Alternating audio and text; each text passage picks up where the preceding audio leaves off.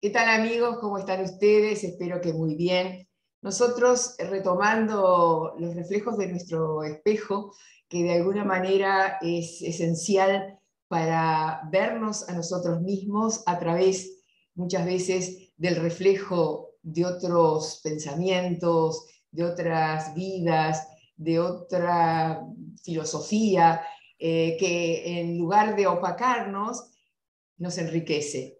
Yo estoy intentando por segunda vez en tiempo limitado el contacto con Buenos Aires. Ustedes dirán, pero eso es una cosa muy fácil. Bueno, pero a veces lo tecnológico también nos impide concretar, y estoy en contacto con la psicóloga, doctora en psicología, Valeria Llobet, de la Argentina. Ella es catedrática, escritora, especialista en los temas de niñez y adolescencia, con un impacto de sus opiniones, de sus obras, de sus artículos en la toma de decisiones en la Argentina y en la academia. Así que yo ya estoy dándole la bienvenida a Valeria. ¿Cómo estás? ¿Qué tal, Raquel? Un gusto enorme el encuentro Bien. y saludar a las y los hermanos uruguayos. Muchas gracias, muchas gracias. ¿Cómo están pasando ahí en la Argentina? Un breve Ah, análisis. bueno, estamos en un momento sumamente complicado, no solamente por el impacto de la pandemia y sus consecuencias sociales, sanitarias y económicas, que son muy grandes, sobre todo no solamente en términos de muertos y en aumento de la pobreza, sino también en términos de sufrimiento social, ¿no? Pero además de eso, bueno, en un contexto de relativa incertidumbre, porque nuevamente la deuda externa es un tema en nuestros países, en el nuestro en particular, en Argentina, eh, y sus consecuencias en clave de políticas de ajuste y de aumento de la situación de pobreza y exclusión para las y los niños y jóvenes, ¿no?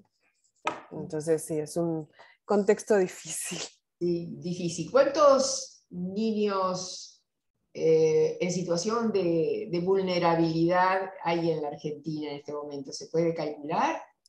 Sí, estamos en una situación de alrededor del 50% de la población menor de 18 años en situación de Es, mu- pobreza. es mucho Es el mucho, número de personas. es ¿Estamos hablando de mucho, cuántos millones? De alrededor de 18 millones, creo. 18, 20 millones, ¿no? 18. Sí. 20 millones es el 50% de la población, 22 millones.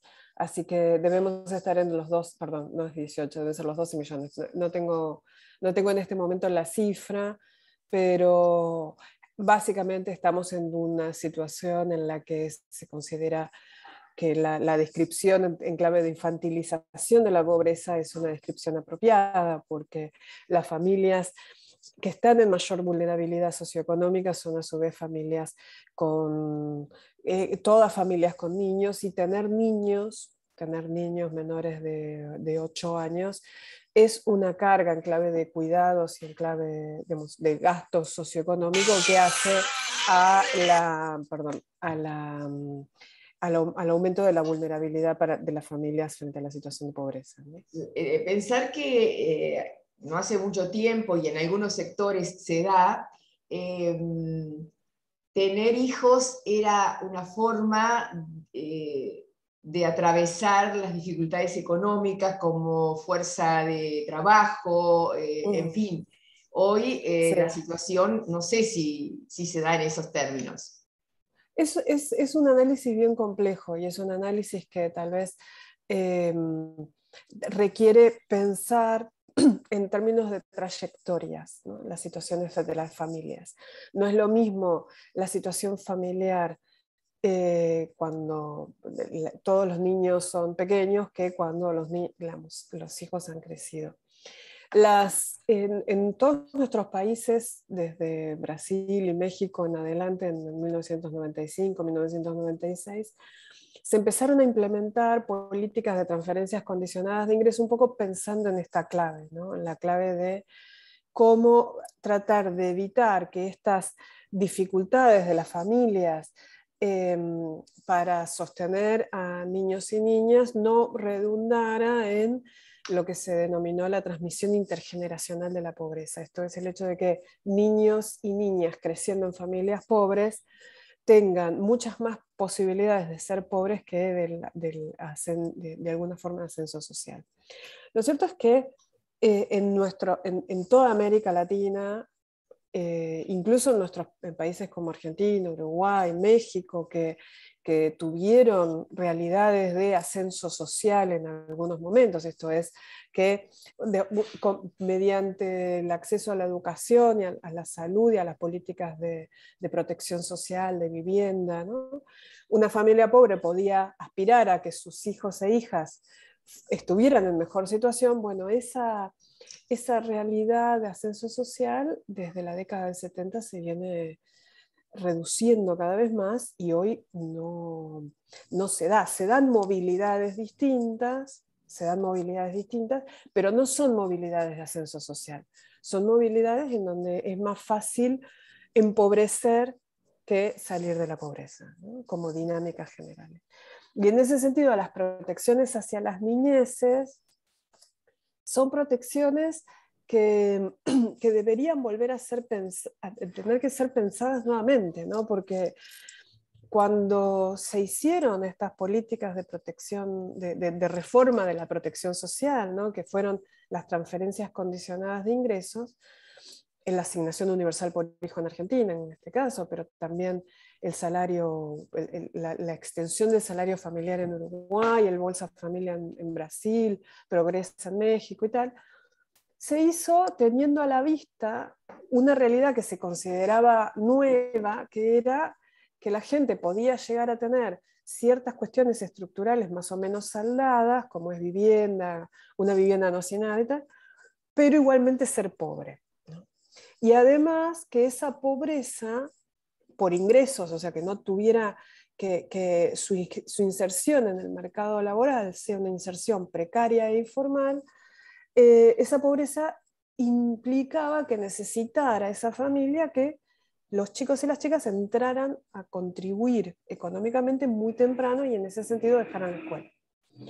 Eso se puede verificar y de hecho la base mínima de ingreso para las familias es algo absolutamente necesario. Si incluso con esa base estamos viendo unas situaciones de inermidad enormes, o sea, con esa base de ingreso mínimo, tenemos que imaginarnos lo terrible que sería el empobrecimiento si ese salario mínimo no existiera. Pero lo cierto es que los enganches, ¿no? Los enganches que tienen que ver con el papel de la escuela en la capacidad de redistribución de oportunidades a futuro, el papel del mercado de trabajo en relación a la capacidad de absorber personas con distintos grados de formación en distintos lugares de la economía, ¿no? Las posibilidades de que el ingreso en un empleo de poca calificación no implique que toda la carrera de esa persona va a ser en empleos de baja calificación, ¿no? O sea, como hay una multitud de dimensiones que tienen que ser exploradas y analizadas de manera conjunta, porque si no estamos sosteniendo a personas en una situación de extrema vulnerabilidad, familias en una situación de extrema vulnerabilidad, cuya situación no va a cambiar, ¿no? Que no estamos haciendo nada para que eso se transforme. Claro, y cómo las políticas, acá en Uruguay también pasó, ¿no? Cómo las políticas de empleo, que marcaron superación para determinados sectores, terminando con la marginalidad y con el porcentaje de pobreza, apenas la pandemia aparece y aparece todo el parate de la economía aparece nuevamente porque cuando desaparece el empleo, que era lo que los sacaba de la línea de pobreza, los ponían por encima, inmediatamente vuelven, porque no había habido tiempo ni políticas que profundizaran esa cualidad que había sido muy interesante, muy importante. Entonces, eso fue muy rápidamente involucionando. Cuando tú hablas de vulnerabilidad, hablas prácticamente de que los derechos vulnerados de tantos millones de niños, bueno, en América Latina, ¿no? En Argentina, pero en América Latina, el continente más inequitativo del mundo, es un paso ineludible a la exclusión. Es, digamos, para que los derechos se concreten, para que los derechos tanto civiles como sociales, económicos, culturales y políticos se concreten, tienen que haber prácticas que no solamente se los garantiza con leyes, no solamente se los garantiza con su enunciación, tiene que haber prácticas sociales que los concreten, ¿no? Y esas prácticas sociales se van transformando históricamente, y si, digamos, si las políticas con las que procuramos la inclusión social de las personas no se paran desde el lugar de proteger los pisos de derechos, entonces las propias políticas están siendo incapaces de garantizar una inclusión ciudadana básica, ¿no? La exclusión en sí misma es una, en términos de la discusión más teórica, si se quiere,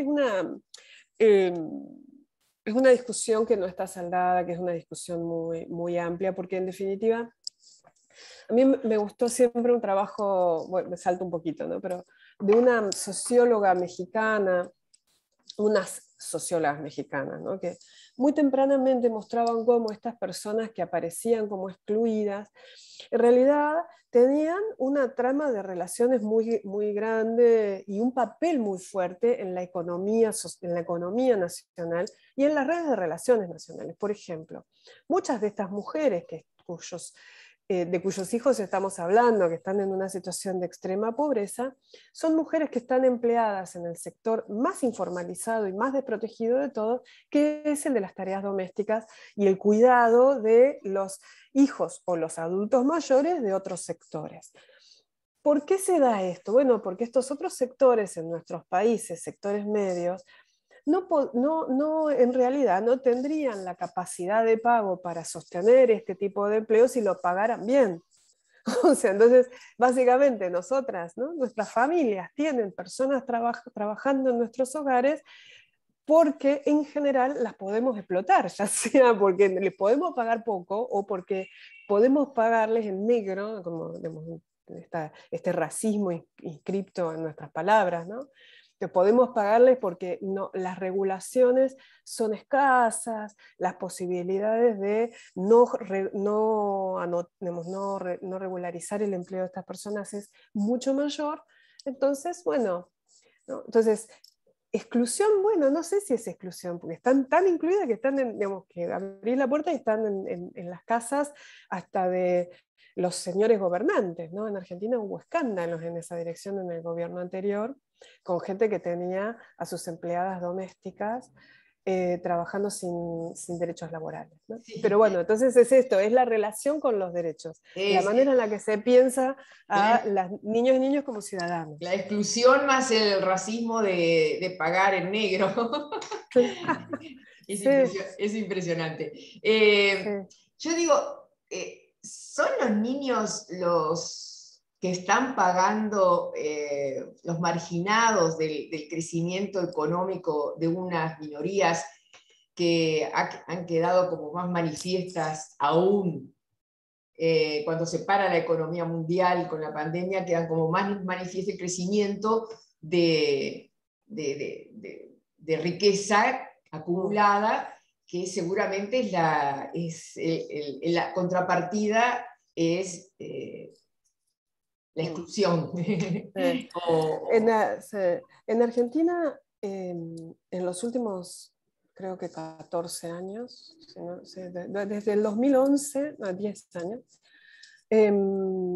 desde el 2011 el aumento de la concentración de la riqueza ha sido exponencial y el sector financiero ha sido el gran ganador de esta situación.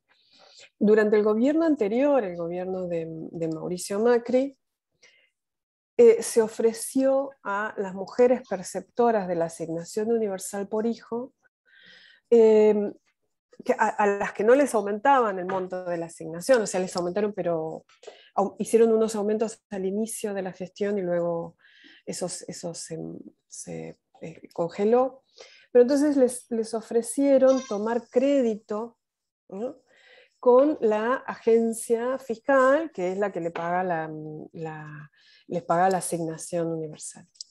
El 90% de las perceptoras de la asignación universal por hijo tomó esos créditos, se endeudó con el Estado, y ese endeudamiento es un endeudamiento que está en su gran mayoría destinado a cubrir aquellos aspectos básicos que tienen que ver con lo que Amartya Sen, ¿no?, consideraba que era uno de los requisitos para la inclusión plena, ¿no?, que es la capacidad de tener unos estándares de dignidad mínimos, ¿no?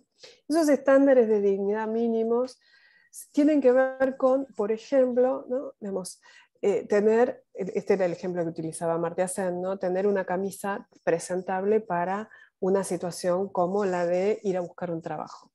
En el caso de la dignidad en relación a niños y niñas, estamos hablando de las necesidades que tienen niños y niñas de presentarse ante sus pares, ante la escuela, con unos mínimos básicos, ¿no?, con la zapatilla, con la ropita, que uno puede decir, ay, pero bueno, eso es una banalidad. No, no lo es, tiene que ver con la capacidad de que esa pobreza no se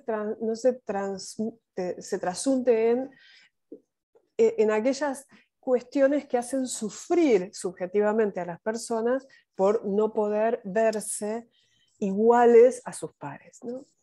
Entonces, que las madres que cobran la asignación universal por hijo hayan tenido que tomar deuda con el Estado para comprar una zapatilla y comprar una ropita, o comprar comida para tener, ¿no?, para poder, habla de un nivel de fragilidad, pero además de un nivel de invisibilización de estas necesidades y de deslegitimación de estas necesidades. Porque no estamos hablando de países pobres. No, Argentina no es un país pobre, Argentina es un país rico. Es un país rico que está en un momento de crisis económica que también se vinculó con la apropiación ilegal de la riqueza del país a través de fuga de capitales, a través de cuentas offshore, a través de toma de deuda internacional que tuvo que ver con las aspiraciones concentracionarias de la clase dirigente.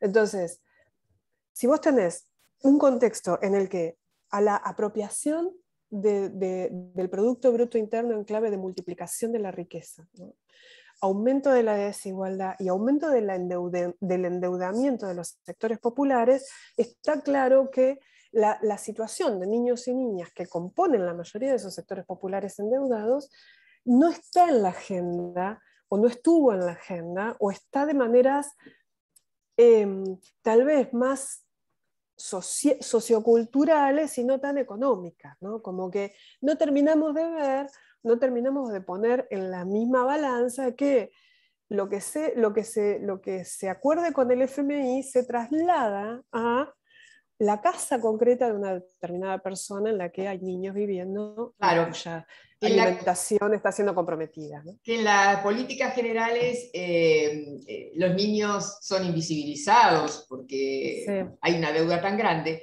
Entonces yo me sí. pregunto, y tú ibas en ese sentido, ¿solo con políticas de protección a la infancia o a la adolescencia o a los niños y niñas se soluciona o es mucho más profundo la, la solución, la mirada que hay que hacer? El debate es un debate que tiene muchos niveles, tú lo estás diciendo bien, o sea, es un debate que requiere una discusión estructural y es un debate que requiere sobre todo una discusión sobre el alcance y la imbricación entre la protección social y los cuidados, ¿no? Las necesidades de cuidado. Cuando al principio decíamos, bueno, las familias que tienen niños más pequeños son las familias que más posibilidades tienen de ser pobres por la cantidad de recursos que hay que invertir, de recursos que tienen que ver no solo con el dinero, sino también con el tiempo, ¿no?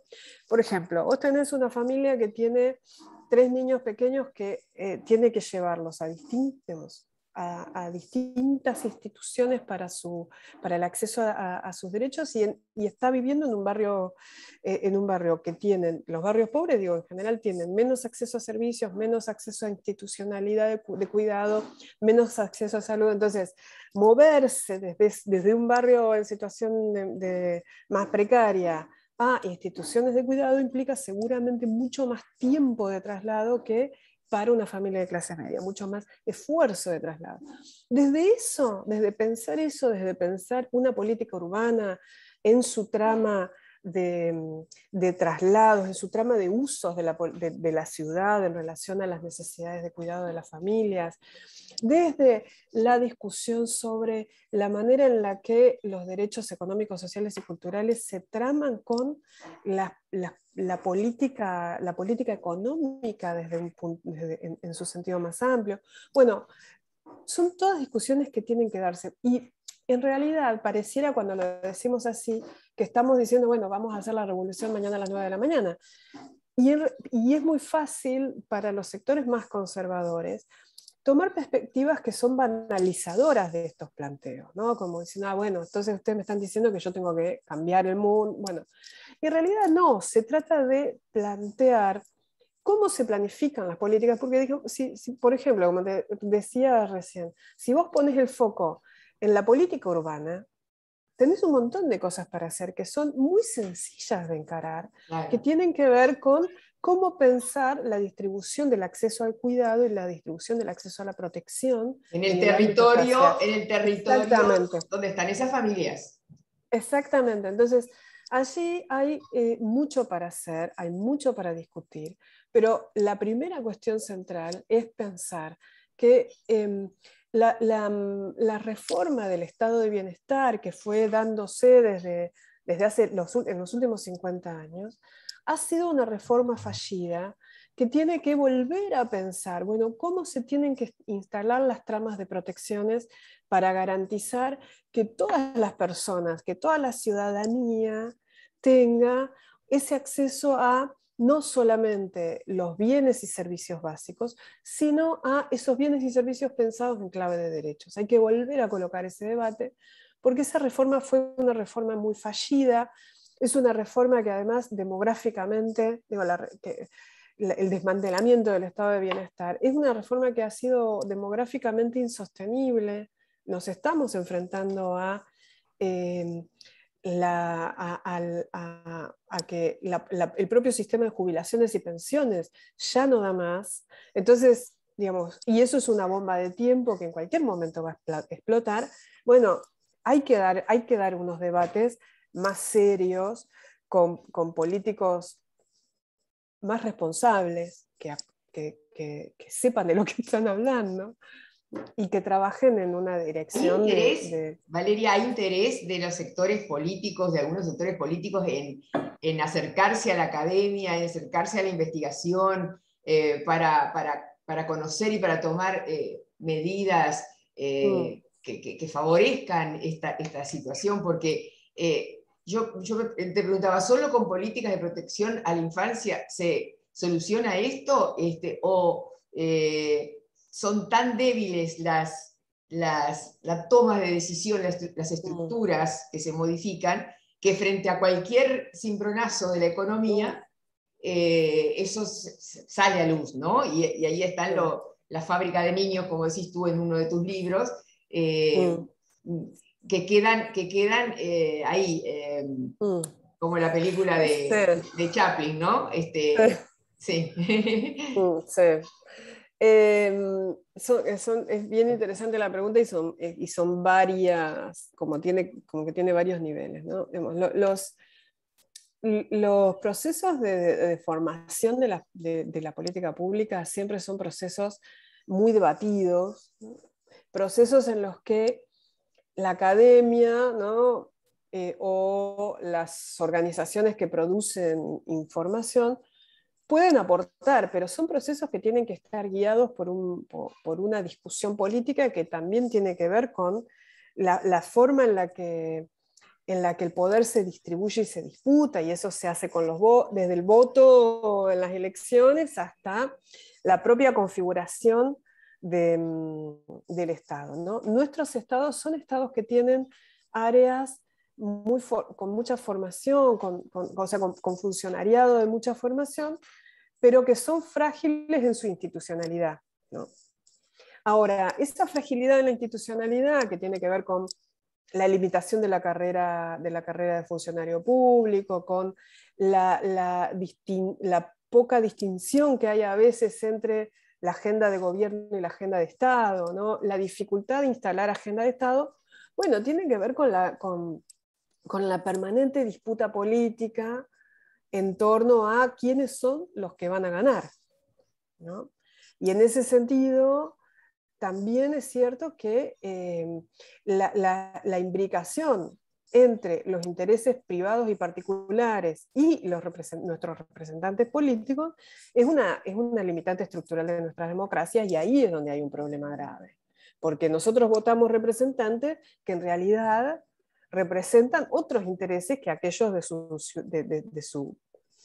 sus representados, ¿no? Digamos, tienen que ver más con los intereses del poder financiero nacional e internacional, de los negocios inmobiliarios, como vemos en la ciudad de Buenos Aires, ¿no? Bueno, tienen esta doble dependencia, si querés, que hace que sea en su mayoría, ¿no? Obviamente que siempre hay representantes que representan los intereses de sus representados, pero en general, cuando estamos viendo el comportamiento de los partidos gobernantes, lo que estamos viendo es, bueno, representación de otros intereses. Entonces ahí es donde se cocina, me parece, la dificultad. ¿Sabés que el otro Luego día sí. yo estaba entrevistando a un filósofo y politólogo de Costa Rica? Y sabés que es como que atraviesa toda América Latina, para ocuparnos de nuestro continente, la, el descreimiento en la clase política, pero a su vez, por ejemplo, en Costa Rica se van a presentar en las próximas elecciones en febrero 27 candidatos a la presidencia. Es como aberrante, una Delirio. locura total. Yo creo que Sí, acá buscándolo en Uruguay no existen, no encontrás. Y tú sabes que, bueno, hablando un poco de todo eso, de la fragilidad de hoy, de la fragilidad de la política y de las instituciones, por el descreimiento creciente hacia esa función pública en la sociedad. ¿Por qué? Porque fundamentalmente, eso que tú decías, cuando eligen a sus gobernantes a través del voto democrático, popular, todo eso, resulta que no ven que miren la situación en la que están, sino que son como apabullados, los bien intencionados, por la mayoría que se inclina hacia un lugar. Y eso está difícil de cambiar, parece. Y es sumamente complejo porque, bueno, ¿no? Pareciera que estamos en un contexto en el que lo que parecía que era una constante histórica, que era la relación, una sinergia más o menos positiva entre capitalismo y democracia, ¿no? Parece haber llegado a su fin por la forma propia del capitalismo. Y en ese sentido, lo complicado es cuáles son los discursos desde los cuales esto se articula, ¿no? Porque lo que estamos viendo en nuestra región es la emergencia de discursos neoconservadores con rasgos bastante filofascistas, que aparecen como aquellos discursos que vienen a reemplazar con estas nuevas candidaturas emergentes a esa casta, entre comillas, ¿no? Esa casta política que supuestamente ha provocado solo decepciones. El problema con eso es que estos emergentes responden a los mismos y peores intereses que aquellos políticos que, bueno, están mostrando la fragilidad de nuestras democracias en el contexto Exacto. de nuestro capitalismo dependiente. A mí me llamó la atención, me llama la atención el crecimiento ahí en la Argentina, que no sé, no lo conozco, no lo he seguido de cerca, pero de un tal Milei. Ay, cállate. Bueno, sí, Que me sí. hace acordar a Bueno, un Bolsonaro, yo qué sé, no sé, una cosa así, no sé si. presentan la misma performance y se construyen con los mismos discursos, porque bueno, por eso digo, son candidatos construidos, son candidatos construidos con muchísima claridad por un poder internacional que viene creciendo y que tiene sus raíces muy claramente en sus raíces históricas y sus redes de relaciones en Estados Unidos y en México en las décadas del 80, y desde allí, desde esa imbricación, ha ido creciendo en los últimos años. Trump se vincula también con ese tipo Claro, es como que estrategia. están, ¿cómo te voy a decir? Formados, creados, preparados Sí, para aparecer mediáticamente, ¿no? sí, y saben en qué dirección construir esa figura pública que es, Porque bueno, es saben un de los personaje. descontentos de la sociedad, saben de los Claro. descontentos, entonces las redes sociales, Internet también está jugando ahí un gran aporte, digo. Sí, y en ese sentido el público juvenil, sobre todo en nuestro país, hay chicos y chicas que viven también en contextos de muchísima vulnerabilidad, son, son un destinatario directo de este tipo Ganados, decís tú, por de ese marketing. discurso. No sé si son ganados por ese discurso, porque tendríamos que pensar que se van a colocar como activistas o participantes directos de esto.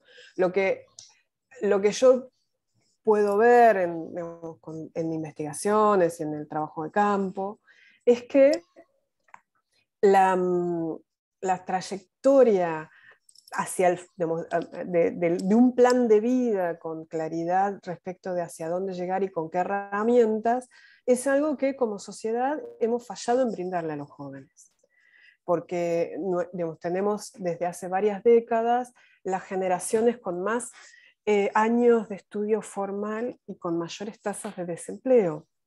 Claro. Y cuando vas, sobre todo a las muchachas, a las muchachas de sectores populares, te encontrás con, ya entre los jóvenes el desempleo es de manera persistente mucho mayor que en el resto de que el promedio social. Pero además, cuando vas a mirar a las jóvenes, tenés en general el doble de tasa de desempleo que entre los jóvenes. O sea, tenés... Y a ellas y ellos no les estás como sociedad brindando un camino por el cual puedan insertarse con condiciones mínimas de dignidad y sobrevivencia, ¿no? Entonces, bueno, cuando estás planteando eso, cuando estás viendo esa situación social, tenés que preguntarte, bueno, ¿y nuestra democracia qué está haciendo por ellos? Nuestros gobiernos democráticos, ¿qué han hecho para modificar estas situaciones? Porque es evidentemente una falla de nuestros gobiernos, ¿no? Esto es una deuda de los gobiernos. En ese sentido es que estos otros discursos que son antipolítica, ¿no? de un neoconservadurismo muy brutal, pueden calar allí porque están ofreciendo lo que aparece como una alternativa. Son fallidos y hay que ver qué termina sucediendo con esta permanente decepción a la que estamos en esa enfrentando. Decepción permanente, si tú analizás los discursos de los que aparecen como nuevas posibilidades, es sí se puede, no hay... no, es no vacío. sé. ¿Cómo? Es completamente vacío. Vacío. Son promesas. Sí, Vacío total de contenido. sí, y pero bueno, ofrecen en ese vacío de contenido y en ese rechazo a, junto con el rechazo a los gobernantes, ese rechazo a la democracia, digo que son dos cosas distintas que no tendrían por qué rechazarse de manera combinada, pero que de todas maneras estos emergentes discursos Sí. integran, bueno, ahí tenemos que pensar que estamos viendo un cambio de época en nuestros países, en donde tenemos que estar alertas respecto de, bueno, si esto no es ese famoso huevo de la serpiente y no estamos en un equivalente a la década del 30, ¿no? El entreguerras de Europa y la emergencia de unos fascismos que atenten contra no solo la democracia per se como forma de gobierno, sino contra la propia idea de los derechos humanos, ¿no? Un gobierno, un solo gobierno. Mucha gente vio en la pandemia la posibilidad de que se estuviera instalando esa cuestión de un gobierno mundial. Sí. Claramente no sucedió y claramente estamos volviendo a la normalidad que era, con algunas cuestiones tal vez un poco más expuestas en relación a la infructuosidad de ese manejo de las catástrofes a la que conduce este neoliberalismo que rechaza cualquier forma de Estado, ¿no? Pero el nivel de concentración de la riqueza, de apropiación de la riqueza por algunos sectores es tan grande que también están emergiendo con más fuerza estos discursos completamente antiderechos y anticiudadanía y antiestado que plantean, bueno, la vida en clave de barrio privado, bueno, con todo ahí contenido, ¿no? Sin tener que hacerse cargo de los pobres, entre Claro. comillas. Entonces es un momento complicado. Pero ese modelo, si viniera un gobierno más, ¿no? Que tuviera la posibilidad de moverse, es el modelo al que tú hacías referencia al principio, es de llevar todos los bienes y servicios cerca de la gente, aunque no tengan las mismas posibilidades económicas, mientras el capitalismo existe y sea rampante, como en Argentina y como en tantos otros lugares donde la acumulación de la riqueza es bastante acelerada. Han surgido en México y en otros países de América Latina un crecimiento de las riquezas de los ricos, porque si no la riqueza parece que fuera para todos igual, Sí. muy grande. Y en ese detrimento, ahí uno ve los millones de niños y niñas, las mujeres, los viejos, en fin. Sí. Y algunos organismos internacionales que no dan en la talla, ¿no? Acá en Uruguay hay una famosa murga que habla de dar en la talla, ¿no? De dar en la medida. Claro. Claro. Y, por ejemplo, UNICEF, ¿da en la talla? UNICEF es un organismo de gobierno internacional que ha sido sumamente relevante a la hora de promover el enfoque de derechos de niños y niñas, incluso de promoverlo en la gestación de reformas legales y de transformaciones institucionales, ¿no?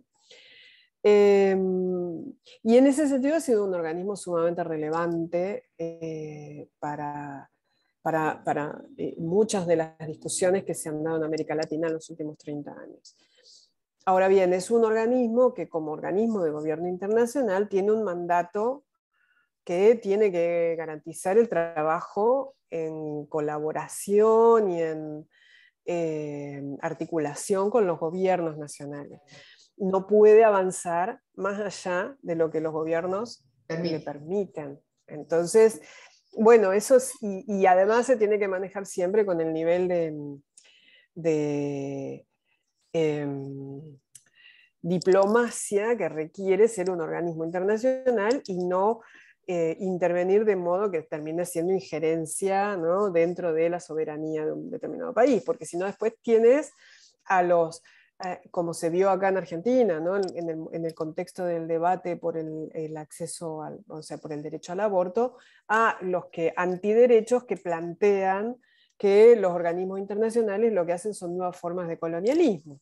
Entonces, es como que te estás manejando siempre en esas, ¿no?, desde del lado más progresista, uno les pide a los organismos internacionales mayor compromiso con garantizar un piso mínimo de derechos que se exprese en todos los órdenes de la vida, ¿no?, en el caso de las niñeces, y del otro lado tienes a los actores que también en el ámbito nacional te dicen ese tipo de injerencia es colocar una agenda, ¿no?, digamos, internacional que va en contra de los intereses nacionales y toda esta cuestión.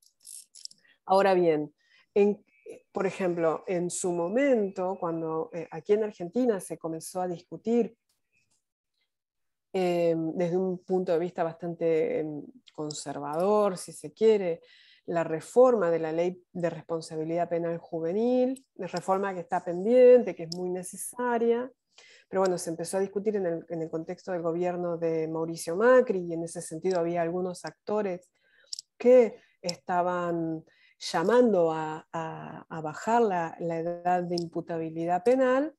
En ese contexto UNICEF fue muy terminante en relación a el incumplimiento de derechos que eso iba a implicar.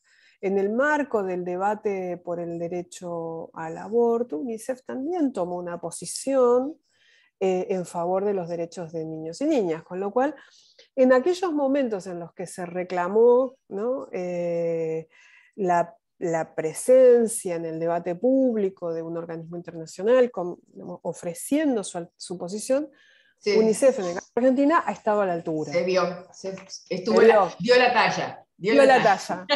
Dio la talla. Yo sé que no son Ludovica Esquirro, que son las dos argentinas, pero en este año 2022, desde el punto de vista de las ciencias políticas, de las ciencias de la psicología, de la humanidad, ¿qué prevés? Ay.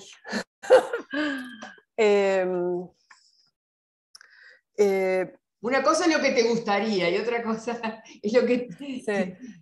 No creo que lo que me gustaría suceda, pero creo que va a ser un año especialmente difícil. Creo que va a ser un año especialmente difícil. Espero que no tanto. Digamos, creo que hay algunos rasgos, tanto del debate ahora como de la situación en la que nos dejó el gobierno de Mauricio Macri, ¿no?, el nivel de endeudamiento brutal de nuestro país y la dificultad de las negociaciones, y además las fuerzas internas que están procurando que esas negociaciones sean nuevamente en clave de favorecerlos a los actores externos y a los actores que concentran la riqueza y no a la nación argentina, que bueno, van a ser del 2022 un año particularmente difícil. Y creo también que digamos, siempre hay muestras de solidaridad y de capacidad de organización a nivel comunitario en nuestros países, en nuestro país en particular, pero también se trata de recursos que se agotan, ¿no? Los recursos sociales también se agotan. Y en ese sentido, bueno, habrá que ver si somos capaces de reconfigurar las formas de relacionamiento social de modo tal que estos emergentes de odio, de fascismo, de microfascismos y de agresividad en el contexto cotidiano son controlados y reencausados, y logramos establecer al menos una trama de relaciones sociales y de organización comunitaria que permita sostener a las personas que están más frágiles y que van a enfrentar esta situación de crisis sostenida con estos 2 años de pandemia encima, con lo cual es digamos, un nivel de agotamiento muy grande. Espero que eso suceda al menos, pero bueno, nos veo enfrentando un futuro cercano bastante complejo. Complejo, sí. Yo te Sí. agradezco muchísimo. Hemos estado conversando con Valeria Llobet, ella es doctora en psicología, yo la presenté al principio. Ustedes habrán valorado su mirada profunda y sincera y de construcción. Y entonces, para mí es un gusto haber compartido con ella estos minutos y con ustedes. Gracias, Valeria. Muchísimas gracias, Raquel. Ha sido un enorme gusto, como siempre. Que pases muy bien. Igualmente.